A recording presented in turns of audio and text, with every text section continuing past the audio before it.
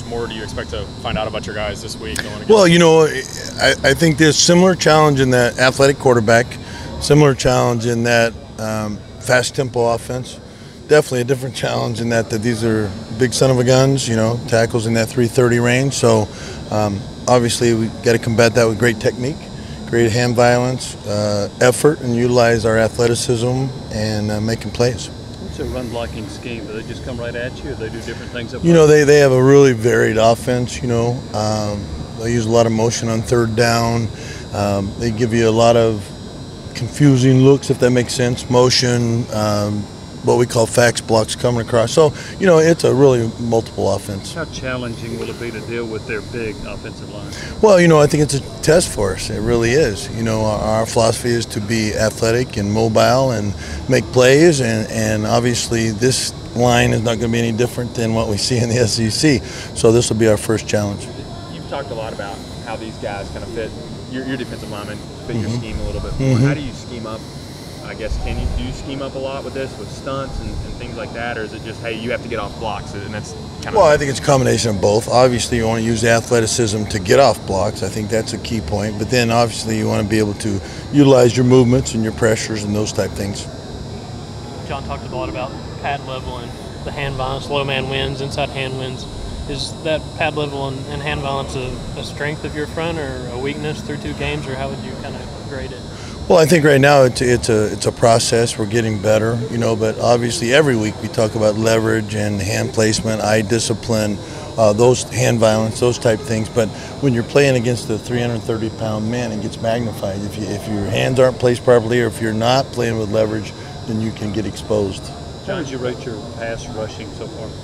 Oh, very average. I think we you know, we're still in the growing phase as far as the season goes. Of, you know, recognize run pass before the snap. We call it FBI, and you know, we're playing with some younger guys that I think are still getting a feel out there. When you get experience and you can know whether it's run or pass before the snap, that's a real advantage. So we're not to that point yet. So is it expected that you're not quite where you want to be right now, in part because of the youth? Well, I'm not saying anything about the youth. I think you know, a lot of times it's just game experience and obviously film study, knowing your opponent, those type things. What does Knight do best as a quarterback?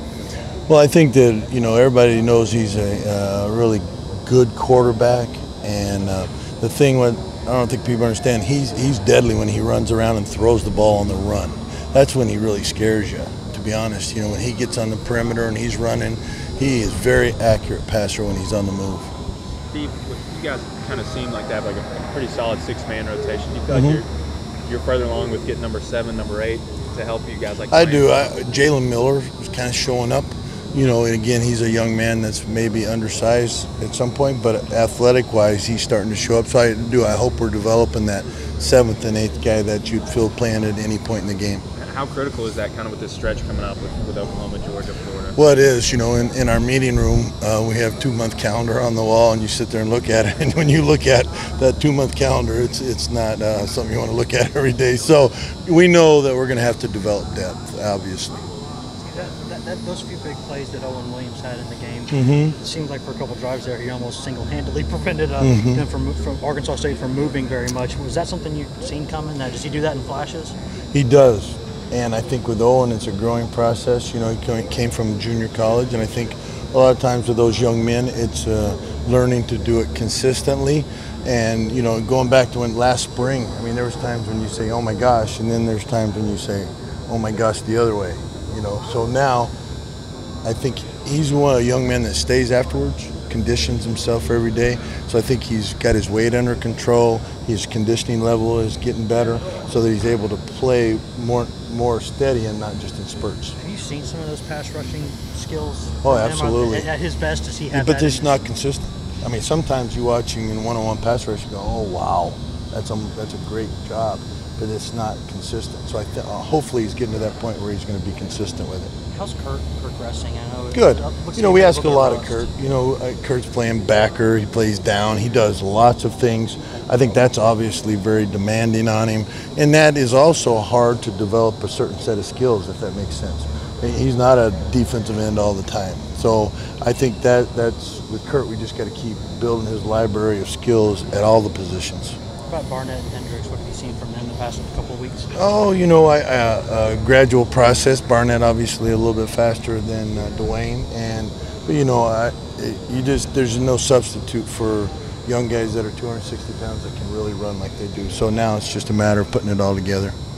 Steve, I know you've been asked this already, but Danny said yesterday, yeah, it's Oklahoma. They've got a good offensive line, but it's no different than what we see when we play at Georgia or in Alabama. Is that kind of the level that they're at up front on offense? Oh, yeah. I think they're an outstanding offensive line. I think when you look at it, it's a program in that their 10 offensive linemen are all fourth and fifth year guys that majority of them have been redshirted.